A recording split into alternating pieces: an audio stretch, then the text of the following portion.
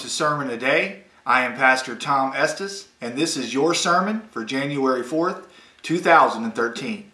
The title of today's message is, Where is the Evidence? Hebrews chapter 11 verse 1 says, Now faith is the substance of things hoped for, the evidence of things not seen.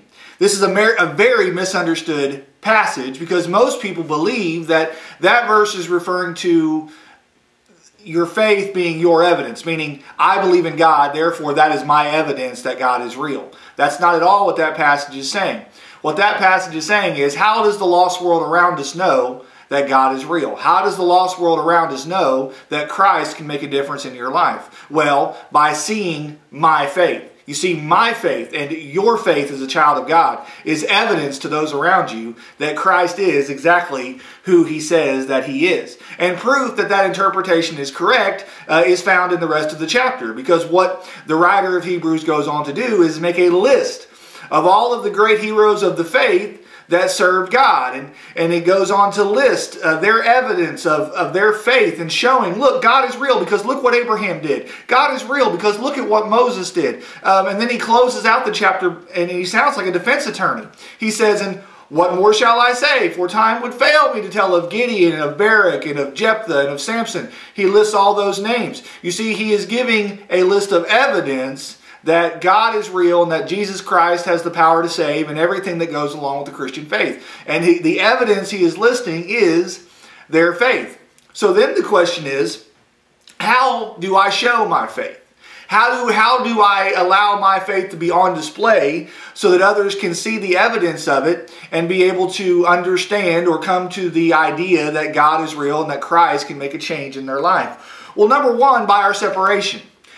Many churches today are doing everything that they can to imitate the world. They want to sound like the world. They want to look like the world. They want to talk like the world. They want to have the spiky haircuts like the world, the mohawks and all of those kinds of things. They want to have the piercings all over like the world. You see, that does not convert anyone. All that does is make a sinner say, well, they're just like me. I can take it or leave it. That's why many sinners do go to those kinds of churches, because they fit in. And many just say, well, what's the point? They're not living any different than I am. Many of those churches, they promote going to bars after their services are over for a beer and things of that nature. And a lost person, most of the time, is going to look at that and say, well, they're no different than me. You see, 2 Corinthians chapter 6, verse 17 says that we are to come out of the world and be separate. Why? Because God said so. You see, I'm not supposed to want to be like the world. I'm not supposed to look like the world. Ladies, you're not supposed to try and dress like the world. Men, you're not supposed to try and talk like the world. We ought to strive with every fiber of our being to be different from the world. So that's the first way we show that our faith is real. Number two, by how we suffer. Let me ask you a question, Christian. How do you deal with trouble when it comes your way? How do you deal with heartache?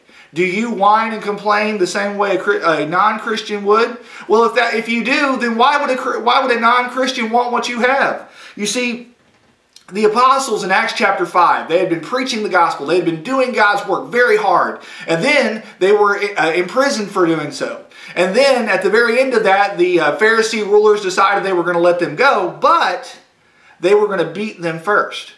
And the Bible says at the end of Acts chapter 40 that when they left the council, after being beaten, they rejoiced that they were able to suffer shame and that they were able to bring glory to the name of Christ and be identified with Christ. Let me ask you, how do you suffer, Christian?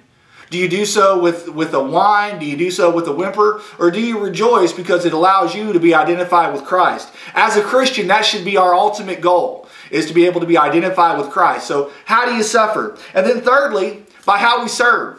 You know, Paul and Silas, when they were imprisoned in Acts chapter 16, the Bible says that at midnight they prayed and sang praises unto God in such a way that the prisoners around them heard them. You see, no doubt Paul and Silas were witnessing and preaching to everybody that they could, even in that terrible situation. Let me ask you, Christian, how do you serve?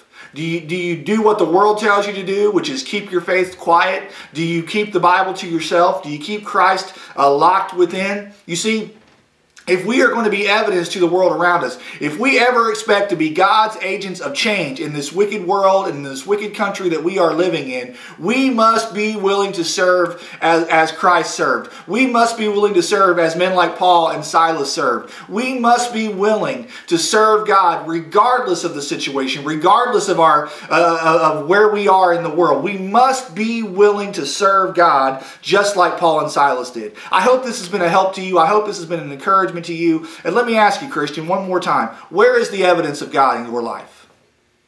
Okay, so that was your sermon for January 4th, 2013. I hope that was some food for thought for you, give you some things to think about. I also want to point you to our website, southsidewinterhaven.com. I also want to just let everyone who's in the Winter Haven, Florida area know that we would absolutely love to have you come and be a part of our services, and we'd love to get to know you and pray with you and try to be a blessing to you in any way that we can.